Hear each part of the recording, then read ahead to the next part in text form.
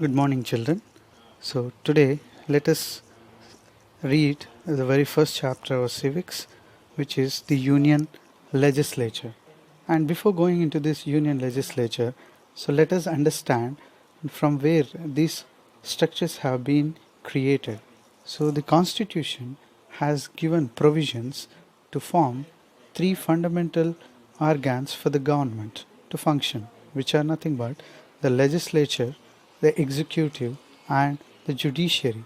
So these three are the main organs that are provisioned by the constitution to run the government in country like India. So when you have gone through the previous slide, as we have discussed that there are three main organs of the government, and among that, let us today begin with the first organ of the government, which is the legislature. So, the union legislature is the organ of the government which helps in making laws. And in this chapter, under union legislature, we are going to study about the union parliament. See, the union parliament mainly functions for law making for the country. Hence, so the union legislature in this chapter covers about the union parliament and the Lok Sabha, the parliamentary procedures, the Speaker of Lok Sabha, the Rajya Sabha, the powers and functions of the both houses, and their relationship and differences.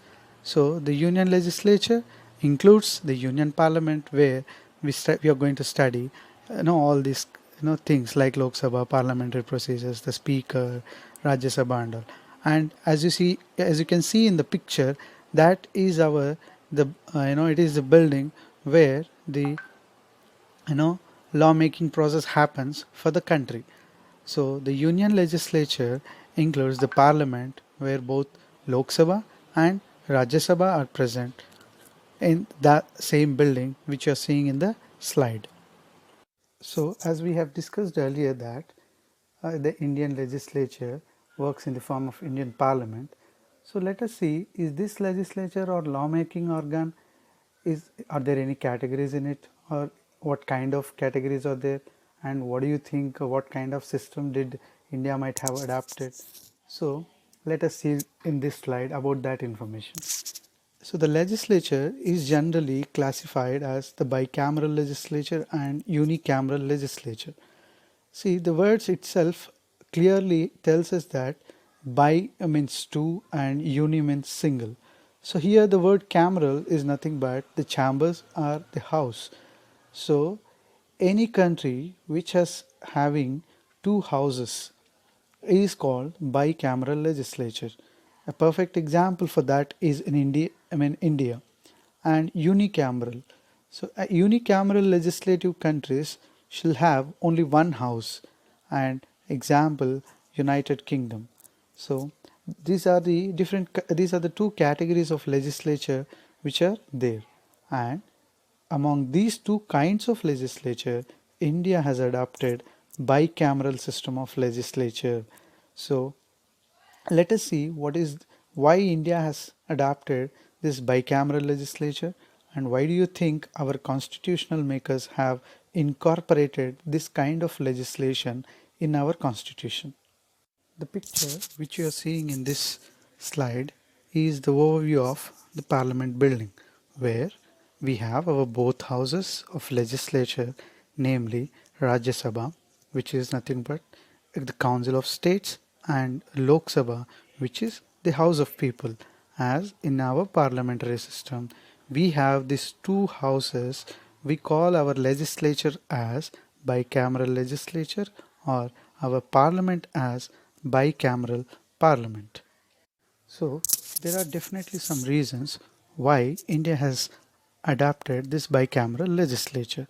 So the major reason is, for a country like India, which is very vast and with many number of states, so it requires the representation of all these states and the representation of all these sections of people in the union legislature. So to make all these states and the people representatives in union lawmaking, so the constitutional makers have thought about having another house or another chamber which together makes laws. And with bicameral legislature, it is also easy to monitor the hasty decisions taken by a house of the parliament. For example, if Lok Sabha takes some hasty decisions, some decisions which can cause harm to the country or which may cause damage, at such point of time when that decision goes to the other house, there may be a chance that the members of that house will try to stop such decisions or will try to advise Lok Sabha on such hasty decisions. So in such bicameral legislature, this second house of legislature will always help to monitor, advise and guide the other house, and thus preventing causing damage to the country. And if you take unicameral legislature, this feature cannot be possible as they have only one parliament or one legislative house, and if any decision taken by that house goes wrong, the country has to suffer. So till now we have been discussing about what kind of legislature did India adopted. So after knowing that, let us see this law-making power of the government is for what purpose? The purpose is to have a proper administration, to run the administration of the country smoothly. So the parliament makes different legislatures or different laws, and if these administrative powers aren't divided, then it will cause a big problem. So the way these administrative powers are divided between a central government and state governments are generally, there are three ways of dividing this administrative powers to make. So the legislation is to run the administration smoothly, and if these administrative powers are to be divided, there are generally three different ways. One is unitary way, federal way and confederate way. See, in unitary system, all the administrative powers are kept with the central government, and the state governments has no authority to say no or to disagree with the central government. And if you take the confederate system, there with a proper agreement, the states shall be with the central government. And there is one more called federal system of governance. Among these three, India has adopted federal system of governance. So what is this federal system of governance? So that we will see now. So a country is said to be federal if the administrative powers are divided between the central government and the state governments. So here, if you look at the picture in the slide, which shows that the federal kind of government creates a balance between the national government or central government and the state governments. So the balance is very important for the country to progress well. Hence, this kind of governments will enable the national and state governments to function in balance. So if powers are distributed between the central government and state governments, then it helps the country to have a very good progress. And the picture speaks about that balance of by distribution of powers, the country which is actually federation of the states, it balancedly and it progress with a balance. Proceeding to understand why India has adopted federal system of governance, let us see first what is its meaning. So the word federal system represents that if the constitution of country divides all the administrative powers between the central government and the state governments, then such kind of system of governance is called federal system of governance. And the federal system of governance has certain key features or characteristics. See, the foremost important characteristic feature is in a federal system of governance, both central and state government can exist independently and they together derive the authority to exercise their powers from a single constitution. And the Constitution of India has thus provided us federal system of governance. That means both central and states they derive the powers from the constitution equally and these administrative powers help them to run the country in a very smooth manner. And the another important characteristic feature was the central governments sometimes emerge very powerful, but they cannot dissolve the states or choose state leaders of its choice. So here we can say that the states can still remain independent and can protect their integrity. So thus this can be this is the meaning of federal system of governance. And why do you think that India has adopted federal system of governance? As I said now, these all key characteristic features which I have said just now is helping India to remain together. The other most important thing is we have been under the ruling of the Britishers for many long years. So at this rule, India has lost its harmony between various states or various kingdoms, whatever it is, not how it was existing in those days. There was no harmony between different units of India during the British rule, and they have completely disintegrated the Indian unitary feature.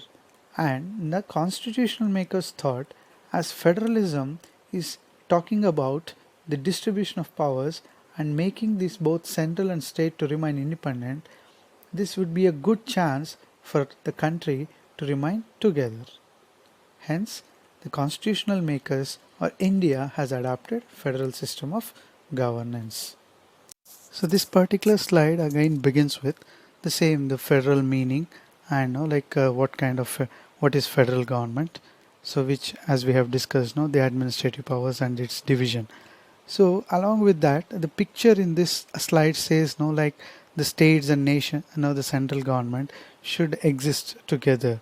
It symbolically represents the federation or the federal spirit between central and state governments. And coming to the importance of federal setup in country like India. So with the help of federalism, we can protect our unity and integrity. See, what is the necessity? Because India is a country with many religions, many section of people, many cultures and many traditions in many forms. So this is a country with diverse features and characters, and to make such diversified country to stays together, we need federal system of governance where powers are distributed as well as they can remain supreme in their own sphere of influence. And it also helps India to save itself from separatist forces. That means people or the groups which are trying to divide and disintegrate this country cannot function actively when there is a federal system of governance, so that the country can save itself from such separatist forces.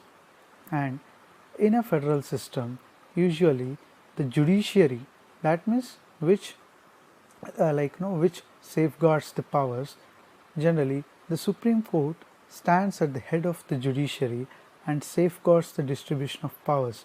That means an independent judiciary is possible only in federal system of governance, and the Supreme Court, which is at the head of the judiciary, is primarily meant for safeguarding the distribution of the powers which were divided by constitution between central and state.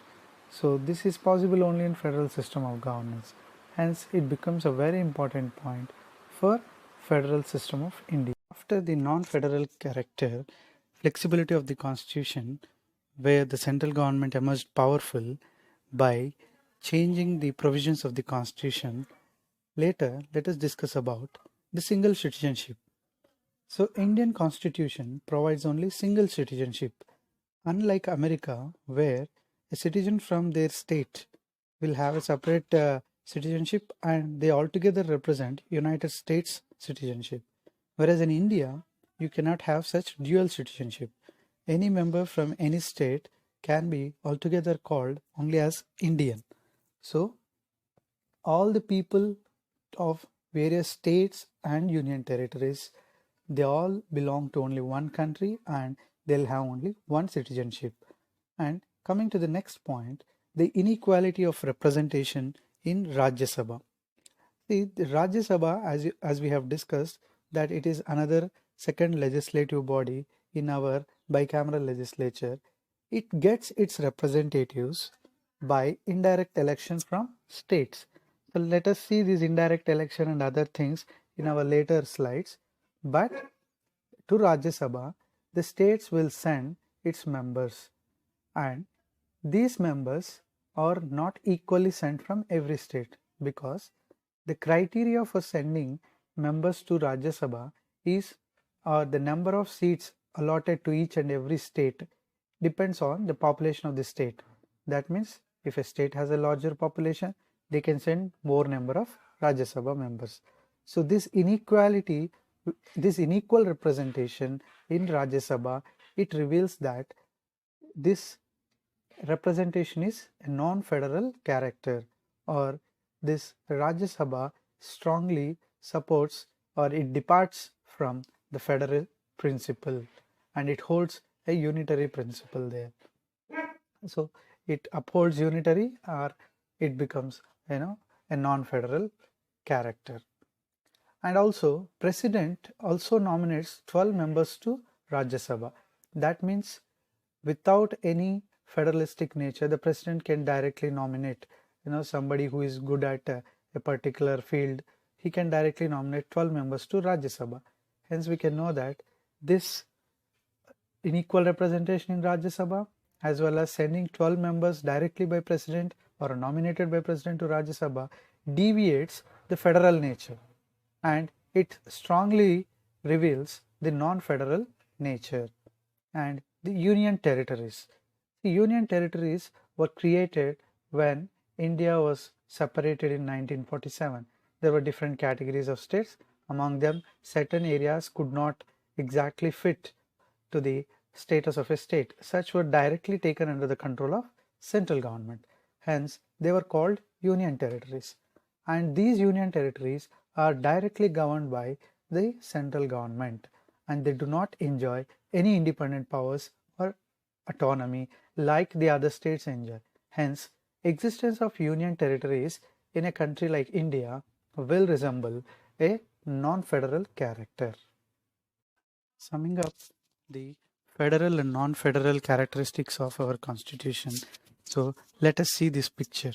So in this picture, you can clearly see that Indian Parliament or Union Legislature is adapting federal setup, and in this federal setup, the central and state government will have separate set of powers, and these administrative powers are divided between them, and thus it becomes India will become a federal government. And later, if you see the features under non-federal characters, a strong central government, single constitution, and flexibility of the constitution, single citizenship, inequality of representation in Rajya Sabha, existence of union territories, these all features together contribute to non-federal characters. Now tell me, is India truly federal in nature? Because we are talking on one side, India is having federal nature by administrative power division. On the other hand, we are saying that it is having non-federal characters. So India has a different set of federal administration. That is, it is called quasi-federal administration. That means we do not completely take up federal characters and we don't resort or we don't completely have non-federal characters. So Indian federal system is quasi-federal. That means some from federal and some from non-federal. So this is about the federal nature and the non-federal nature of our constitution.